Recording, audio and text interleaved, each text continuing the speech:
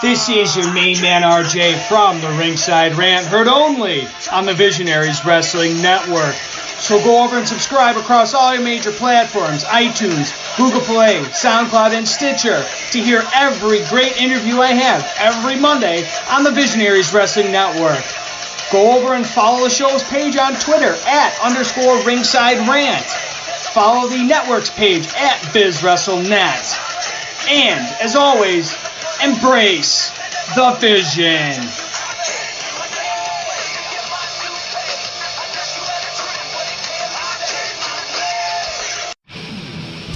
Hello, friends. This is Spencer Love, your host of Over the Top Rope on the Coumn Sports Network. Don't forget you can head to wincolumnsports.ca for all of your previews, reviews, and breaking news from the world of wrestling, be it your major promotions or from the great province of Alberta, Canada.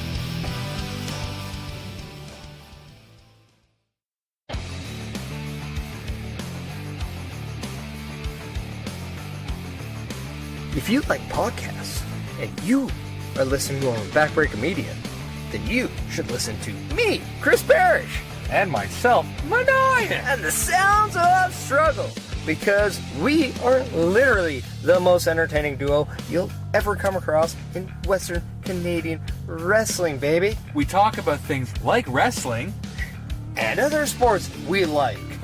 Wrestling, but we won't talk about other sports that we don't like, because it's not that kind of podcast. Like wrestling? I mean, we like hockey. And wrestling. And we like football. And wrestling. And we also like to drink beer. While wrestling. Well, not while wrestling, but while watching wrestling. Yes. Yeah. If you want to get into a conversation with Maniac and Chris Parrish, then you need to tune into the Sounds of Struggle live on Backbreaker Media. Every Thursday. That's when we hope to drop, but sometimes Mike Malawany doesn't do his job right. Or we're too drunk to forget. Yeah, that happens too. Yeah. He can bleep out the swear word, because we weren't supposed to do that. Oh, but I'll try not to swear. I can't do it. Yeah.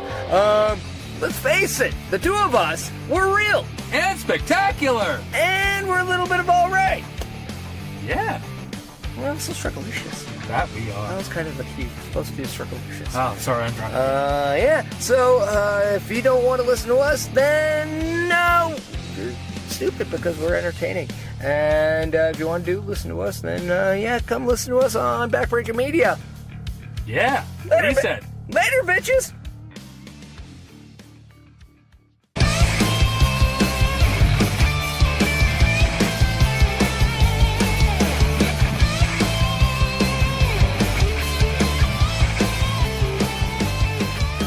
Ladies and gentlemen, welcome to Quick Calls. I am your host, Andre C., and I am here at the Northgate Lions Senior Centre in Edmonton, Alberta for PWA Fall Fever, a hell of a show.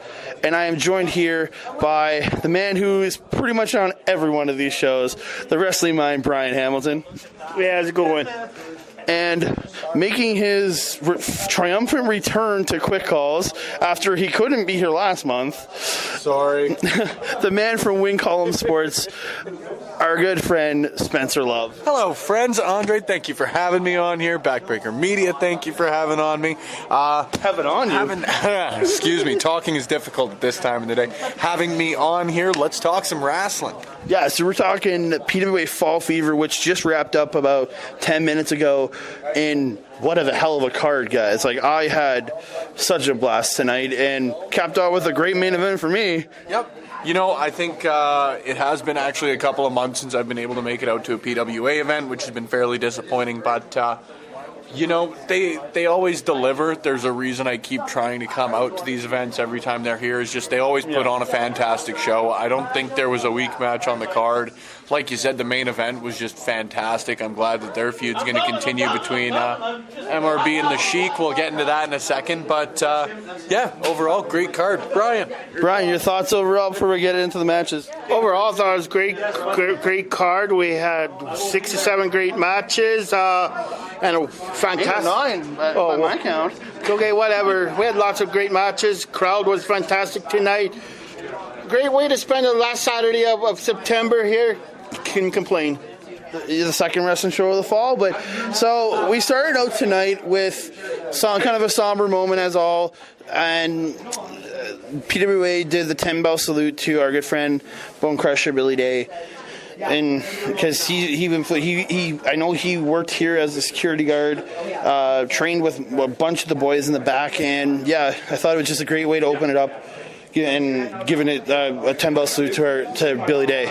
Yep. You know, I didn't know the guy personally. Obviously, he had a huge influence on the Edmonton wrestling community. Not even just well-deserved, but that was needed to start the show. Yeah, if you want to hear my feelings on it, go back to last week's quick calls from RCW. I go into a little more detail. So from here we go into the first match of the evening, and it is representing the Millennial Rebels, Colton Kelly, the Millennial Falcon, Colton Kelly, taking on Kid Chocolate, Mo Jabari, in our opening. And this was, I think, a great way to open up a night, because, as I've always said, you want a good, high-energy match with two guys that are going to whip this crowd into shape, and for sure this was that. Yeah, you know, I think you need to start off with a match that's going to get the crowd invested, and these are two guys who are very, very good at getting a crowd invested in their matches. Colton Kelly's long been... you always struggle to say favorite when you're talking about such a proverbial douchebag. But he's always been one of my favorites to watch in the ring. I absolutely love his style. The guy hits to hurt. And Mo Jabari, I love singing the guy's praises. I mean, for me, he's always had a lot of talent. But has improved just leaps and bounds over the last sort of 6 to 8 months. This was fantastic, you know, like you said, and like I said, it was just a great match to start the card off. Yeah, phenomenal. Brian, your thoughts on the match? Overall, it wasn't a bad match. I'm a huge fan of Colton Kelly. I've been following him since his debut. Mo Jabari, same thing. Mo was getting better and better every time we see him, but he just ran into the veteran Colton, and Colton was a little more powerful, and in the end, vicious pile driver, he got the 1-2-3 great opening contest. Yeah, so Colton Kelly, as Brian said, got the win with the pile driver.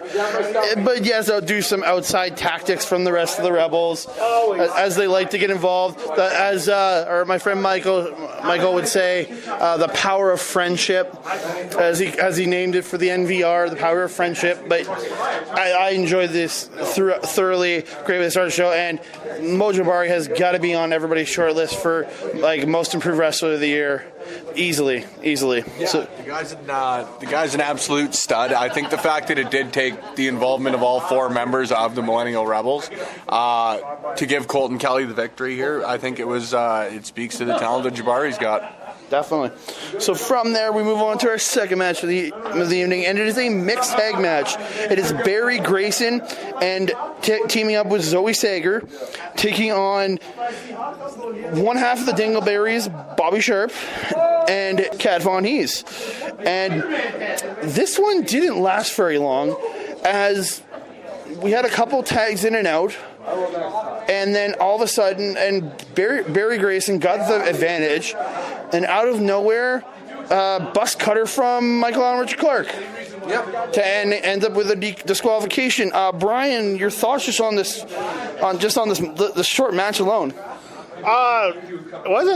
It was okay, but what the hell why did Mark do what he did? He had no right to get involved in this match. Overall, this match was going really great until he had to stick his damn head in it and cause his team a match. But then, wow. Yeah, your thoughts on this first match here? Or second match here? I thought it was good. I thought it was too short. I thought that, and the last names are escaping me here. It's my first time watching either of them. I thought Barry looked okay for a first match. It's very, very good. Well, this is his second. You missed last month. He was in the gauntlet. Oh, then excuse me, my bad there. To me, he looked like a guy who should be working with a ring vet like Bobby Sharp. He's got something to learn. That being said, the talent's obviously there. And then Zoe as well. I can't really say much, purely for the fact that in this match, she was probably in it for a grand total of 8 seconds and was just thoroughly dominated by Kat Von Hees. Anybody getting into the ring for one of their first times against someone like Kat Von Heesdo, they're going to have a tough time. She's an absolute powerhouse. So they lose. I guess the Dingleberries and Kat Von Heesdo lose, and then they started to go and beat up on Zoe, and out comes Chris Steele to make the save. And him and Michael Richard Clark happen to have a match later on tonight, but he said, screw that, let's make it a six-person tag. And the crowd was very receptive to that, I thought. Is finally going to get some resolution to the screw-ups we just dealt with. And we go into a 6-person tag. Under one condition? No, under one condition they agreed to take it. Yeah, so if the Dingleberry said if they win, they get to face Chris Steele and Judah Duke Durango for the Tag Team Championships at Fright Night. So that is on the line, a match at Fright Night. So go into this match, and a lot of the same. Chris Steele looking like a beast as always. Like the dude, this guy's been around. How long has he been around, Brian? Chris Steele's been around since 2001, since first show of PWA. So this guy's like going on 17, 18 years in this business, and he still moves like a beast in that ring. Like he can keep up with anybody. There's no doubt on that. And like there's a lot transpired. You got any things you want to say about this? You know what? Not a ton to say on this one. Like you mentioned, like Chris Steele is the consummate professional. Looked great in the ring today, and he's just the epitome of what everybody should strive to be in a professional wrestler. I love watching the guy in the ring. And, I can't help but sing the praises again of both Bobby Sharp and Michael Allen Richard Clark. I think the two are, number one, entertaining as all hell. Love watching the two of them wrestle. And B, the both of them are just flat out really, really good wrestlers. Anytime they've matched up against not only Chris Steele, but both members of Team Hall of Fame, I just thoroughly enjoy it. So it's great to see Chris Steele getting back involved in this feud. I'm very, very excited. To give a bit of a pre-spoiler here, very, very excited to see Flex Appeal, or whatever they're called. Body Break. There we go. I tried to correct myself. Very excited to watch him take on Team Hall of Fame next month. Yeah, so in the end, it was Michael and Richard Clark hitting a bus cutter onto Zoe Sager, and Kat Von Heesdo getting the pinfall to get Body Break, the Dingleberries, a tag team title shot at Fright Night against the champions in the Team Hall of Fame. And I'm looking forward to that tremendously. I think that's going to be a barn burner of a match. Early prediction? Titles changed, in my opinion. I wouldn't disagree with you there. I think it's about time. They've had, like, Body Break has had some really good chances, and I'm worried for Team Hall of Fame's tag team title run. But Brian, your thoughts overall on these two matches, I guess? Overall, these were not that great. They were okay. Holy crap, Brian didn't think they were great. Well, if it wasn't for Mark interfering in the first one, it would have probably been a great match. But he had to stick his face in, and then we ended up with a 6-man. But overall, it wasn't bad. Like you said, Zoe and Barry there or whatever, this is the only second time I've seen them. Both are improving, but then they got beat. And the tag title next month is going to be great. I hope we see Team Hall of Fame win to retain, but I don't see that happening. I think we'll have new champs, which I don't want to see. I think it's consensus 3-3. Body Break's taking the title. We think it, but you never know. But it's also looming. Duke could keep. They could win, and Duke could retire as a tag team champion. Because he said this is what he put out earlier at the start of the year. He's done at the end of the year. So there's a chance he could retire as tag team champions, which would be kind of awesome in my opinion. Yes. Mm-hmm. Yeah. So from there, we move on to our third match of the night. It is the Titan, along with his entourage of the Millennial Rebels, taking on Bryce the Slammer Sova in probably my favorite thing of the night, and Brian's most hated. I have to do it. I'm stepping away from Brian right now. No. It is Slammer Slam do do do do do Slammer Slam do do do do do. That's so annoying. So I was out at a thing earlier in the day, and I overheard Slammer there singing this song, and I thought, I really hope he sings it tonight, and he did, and I am overjoyed about it. But Brian, that's the end of us singing this song. Don't worry, buddy. That is so annoying. I don't know what the hell Slammer was thinking when he did it. But hey, whatever I guess gets him over. It's to play off the Baby Shark song, man. Jeez. Whatever gets him over. So the first, probably good few minutes of this match was Slammer doing his song. No, I'm sorry.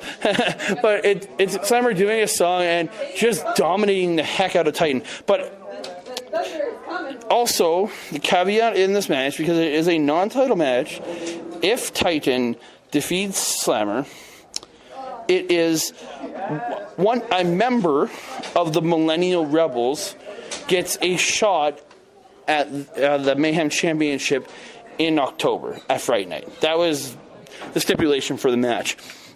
And Slammer dominates probably the first few minutes, and then Titan takes over. And he ends up beating down Slammer, and I thought it was over probably within the next couple of minutes after that, but it ends up becoming a little more of a back-and-forth match. But in the end, Titan gets, I think, the low blow, and then the choke slam, and gets the 1-2-3 to win a title opportunity for the Millennial Rebels. So, overall, before we get to what happened in the post-match, your guys' thoughts on the match itself, Spencer? Love it. Love this feud. Love the Slammer. Love the Millennial Rebels. This feud has been great. Yeah, I mean, I'm just excited to see it continue, to be quite honest with you. Titan just keeps getting better and better for someone who, frankly, just didn't look good when he first started with PWA. He's obviously learned a lot in his time fighting this Slammer. And, man, the Slammer's just cool as shit. I always enjoy watching that guy in the ring. He's just, frankly, fun. That's all there is to it. The guy's fun to watch, and, you know. Yeah. Brian, your thoughts on the match? Oh, overall, it was a great match. Been a huge fan of Slammer. I've been watching Slammers for the last almost 12, 13 years in RCW, PWA, MPW, wherever he's been. In Titan, he hasn't been wrestling that long, but he's getting better and better all the time. And, well, like I said, Titan got a huge win, which set up for Fright Night, because Slammer got on the mic and said that he's sick and tired of having it always 2-on-1 or 3-on-1. So he said, I'll take on Titan and Fury. So it's 2-on-1. Yeah, it's interesting. Yeah, so we're getting Slammer taking on. He gets on the mic, says he's sick of them always taking the advantage, so he challenges two of them, which I thought and Brian thought was sitting in the seat. We both thought was crazy, because you're asking to have to get a big disadvantage and to lose your championship, which I thought crazy, but Slammer's insane. Hail Slammer. Yeah, exactly. Simply hail Slammer. And so next month, Slammer versus Titan and Fury in a handicap match for the Mayhem Championship. So we move on to our fifth match of the evening, and it is, I can't remember what they're called. It's Davey O'Doyle and Braden Parsons. The League, Davey O'Doyle and Braden Parsons versus probably one of my favorite tag teams going right now, the Above Average Joes, Kenny Stryker and Aiden Adams. Yeah. I have to say this before anything happens. I swear Braden Parsons is wearing a diaper. He's got newer trunks, and I swear they look like he's wearing a diaper. Sorry to say, buddy, but just what I think. So, I thought actually a pretty good. And actually, the league actually has a manager now. Yeah, I didn't catch her name. So I thought this match was a fun overall match, and had to me a surprising finish. But I guess it has been surprising because of what's been happening in Calgary. The league with a rolling fireman's carry from Braden Parsons, and then a Vader bomb from Davey O'Doyle pick up the victory after throwing Kenny Stryker to the outside after a low blow. Yeah, I don't know. Maybe it's just my love for the above average Joes, but I really didn't like the league all that much in this match. I thought that finisher was cool. I haven't seen them use that combination yet. I quite like that, but other than that, not my favorite on the card. I think I was really pulling for Stryker here, really pulling for Adams here. I think they're two of the most talented guys on the PWA roster, to be quite honest with you. And I expected more from this match, and maybe I am just feeling a bit deflated after a disappointing finish for me. But, yeah, could have been better. One thing I do want to point out here, though, is like Aiden Adams, man, has got some incredible ring awareness. Oh, dude. That guy came in there, and he must have broken up 3 or 4 separate pin attempts on Kenny Stryker. Yeah, he was the guy who took the pin tonight, but I thought, in all honesty, coming into this match, he was the guy who looked the best. Yeah, I thought he looked amazing coming out tonight. Brian, your thoughts on the match?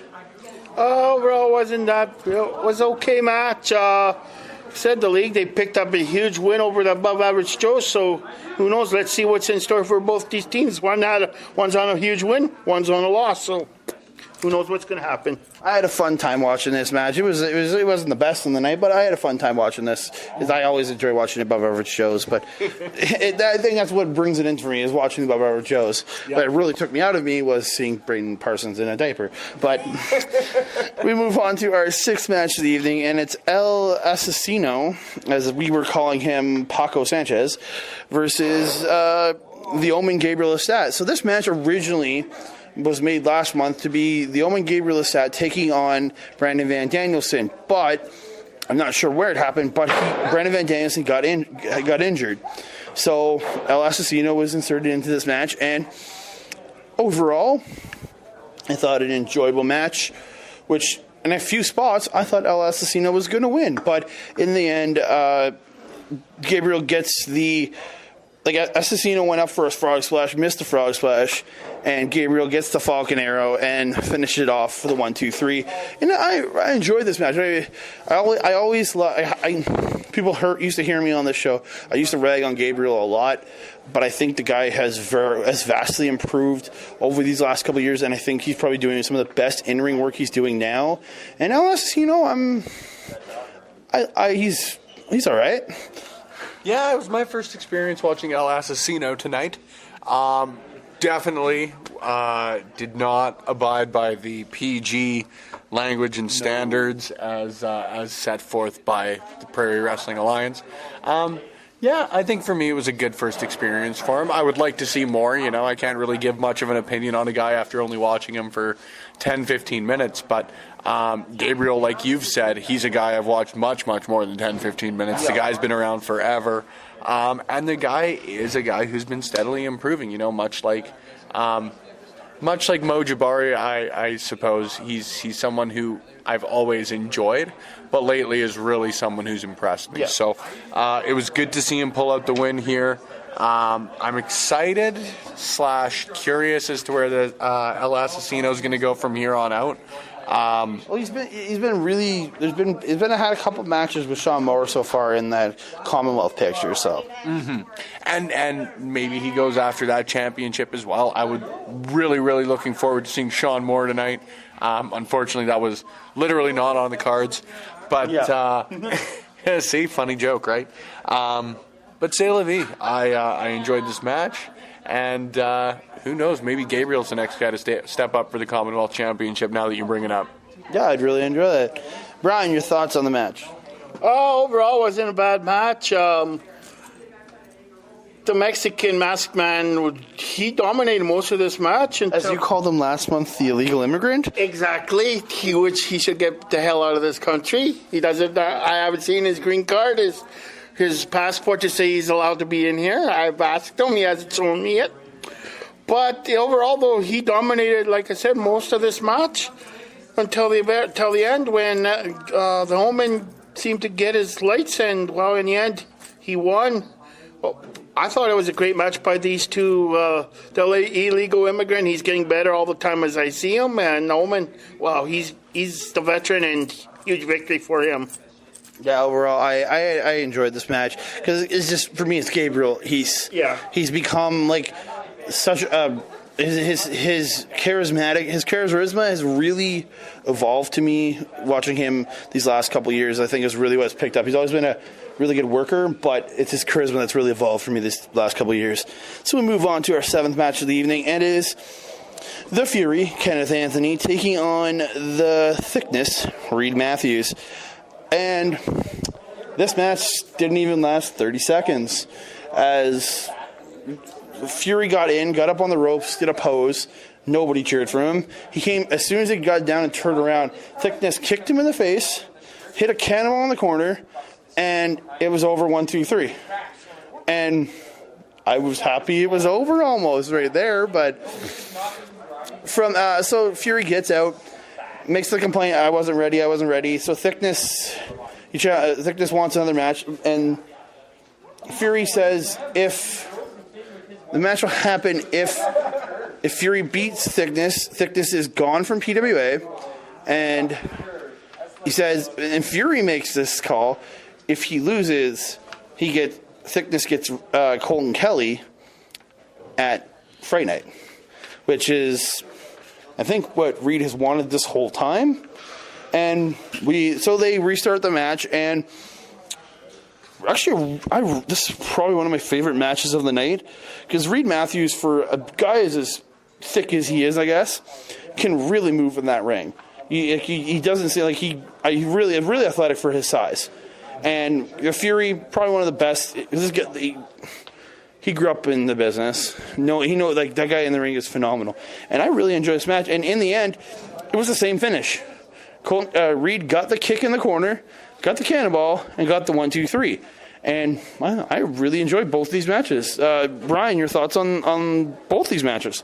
Oh, I loved it. Especially first when Reed came in, the bell rang. 30 seconds later, he had the win, and then, like I said, Fury got on the mic and said, no, he wants another rematch. And, well, he got his rematch, but it didn't really pay out because, Mr. Colton Kelly now has to face his worst fear. And when that happened, the look in his eyes, he was shaking like hell. I think Colton's afraid. He's going to get his ass kicked by the Thickness next month. So, Colton, you better run like hell, boy. Yeah, Spencer, your thoughts on the match? Matches. I think PWA's really got to be commended with the story they're telling here. Since Night of Champions, I would even put this one up as someone who's, an unabashed MRB fan. This may be the best story they've told in a long, long time. But especially since Night of Champions, it's been the best story on PWA. Bringing, the Thickness babyface run has been just such a success. Due to the fact that, number one, the way that he sort of got taken out by the Millennial Rebels at the 17th anniversary show was as dastardly as it comes.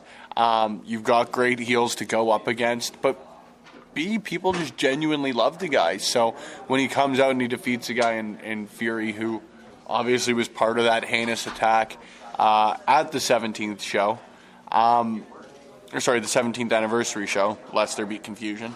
The 17th show was a long time ago, buddy. Brian was there. It was, it's fantastic. I was, I'm a little disappointed in the fact that they did a second match there. I love the fact that Fury had sort of Fury had gotten squashed by the Thickness. But very, very excited now for Colton Kelly versus the Thickness. Yeah, I think that's just going to continue too. Yeah, I think it was a great having the rematch to set up for his ability to get Colton Kelly at Fright Night. I think really worked for that, and this was a really fun match overall to me. And always, because Reed Matthews, like Spencer said, is probably one of the most over guys right now in PWA, and a lot of that is due to the people he's going up against. So from here we go on to, as Ivan always says, the main event of the evening, and it is for the PWA Championship. Challenger Michael Richard Blais versus Champion Shiek Akbar Shabaz. And there's a caveat on this one. MRB put it out there on Twitter, said if he doesn't win, he's going to leave the PWA. So I've sat in this going, motherfucker, I might lose my favorite wrestler in the world. Legitimately, my favorite wrestler in the world. And, but these two had, I'll be putting this on my list for potentially one of my better indie matches of the year this year. And that these two just burned it down in the ring together. Like, you could see it back and forth, the hatred that these two have for each other in that ring. Like, as soon as the bell rang, they grabbed each other and just beating the heck out of each other, like throwing punches at each other. And I enjoy this. MRB constantly trying to go for the brainbuster. Sheik, again, like a few times trying to hit that camel toss, or as if you don't know what that is, the razor's edge, but I like to call it the camel toss. And in the end, you had Sheik attacking MRB in the corner, and Michael the Fitzpatrick pulled him out, and then MRB got on the mic and said some things. There was some audio technical difficulties tonight, but I heard something about your father. I heard your father and something in there, so he was insulting something to do with, I think, with his father, his family, and it enraged Sheik. And he went back into the corner, beating on MRB, and Fitzy trying to get him out of the corner. He grabbed Fitzy and he shoved him across the ring. And Fitzy had no choice at that point, and he had to throw out the match. And so we get to keep seeing MRB. Yay! But MRB sticks around. So before we get to all the post-match stuff, Brian, your thoughts on the match itself? Oh, overall, this was a great match. Ever since the last show when these two broke up here, I mean, these guys, it's obviously they don't like each other. The hatred between them, you could tell. And, wow, he just lost it in the end. He had enough of MRB, and literally it cost him. He got DQ'd, and well, next month is going to be very interesting to see what happens. So, Spencer, your thoughts on the match before we get to everything that went down after? If you thought there were fireworks here, wait for next month. I think that, like you said, it was a very, very good match. But I do think saying I expected more from it makes it sound like I'm trashing the match, which I really don't mean to do here, but I think that there is another level that these two are going to get to. You talk about this being one of the best indie matches of the year for you. I don't know if I'd give it that quite high a praise. It's on my list. It's on my list. Yeah, simply because I know what these two can do, and I think that they're just going to... I think it only goes up from here. Exactly. They're going to blow tonight out of the water. Oh, yeah. So, MRB rolls to the outside, gets a chair, comes back in, hits Sheik with a chair, and goes up to the top to get ready to head what I was hoping for, the 630 senton. But the lights go out, and Mr. Lights Go Out himself, Gabriel, appears in the ring, and MRB just hops to the outside, runs towards the entrance area, but he gets on the mic and says he wants to get rid of the Royal Jackass and the Stupid Vampire, MRB's words, the Stupid Vampire and the Royal Jackass, and he challenges them to a tag team match at Fright Night, the Western Lions versus Shiek Shabaz and Gabriel. And Kurt gets in the ring, and he makes it official. And I'm stoked. That's going to be a great main event for Friday night. I loved it. Yep, I don't disagree. I think it's a good way to keep the bad blood going between MRB and Shiek Shabaz. And I think it gives... it's a great place for Gabriel to be. Obviously, not everybody can be champion at the same time. Not everybody can be even chasing the championship at the same time. But he's a guy who's worked his ass off to get where he is. And I'm glad to see him still being in the main event scene, I guess, for lack of a better way to put it. Brian. Oh, yeah. It's going to be great next month to see these two kick ass. I cannot wait. My favorite part about this, though, is we saw MRB finally wrestle a match without any outside. Exactly. He had no BB. He didn't need the power of friendship tonight. Which actually did it on himself for a change. My God. Yes, there was some goading, but he did it on his own tonight, which I am very proud of MRB for doing that. Didn't need the power of friendship, as we say, and yeah, he went this and he won the match. All right, ladies and gentlemen, it's time for the highlights of the night, and I'm going first. Yeah. My highlight of the night is that main event, like barn burner of a match. I loved it, and MRB wins, and cleanest I've ever seen him win in a long time, and I loved it. Absolutely phenomenal main event, and that's my highlight of the night. Brian, your highlight of the night? My highlight of the night is the Fury and the Thickness going at it. Actually. In the double back-to-back matches, Thickness won both of them, and now next month he gets what he wanted all the time long. He gets Colton Kelly, and like I said, Colton is fearing in his boots. He better pray to God that he knows how to win, because I think the Fury's going to kick his ass. Spencer, your highlight of the night, my friend. You know what? To go back on the Millennial Rebels team, I'm going to go with the night's opening match. I think Jabari and Colton Kelly they told an excellent story. Like I brought up earlier, I think that the Millennial Rebels versus the Thickness storyline has just been one of the best things going in the PWA right now. Definitely. And this match in and of itself was just great. Yeah, and I'm going to give it a bonus star tonight, and I got to step away from Brian for this. My bonus star is Slammer Slam do do do do do Slammer Slam do do do do. That's the bonus star for the night. But so let it go. All right, so we're going to wrap this up here. The next episode of Quick Calls actually will be on at the same time as this is our good buddy Mike the Ref from the PPW show in Lethbridge. And next time we're all going to get back together is next week for Monster Pro Wrestling.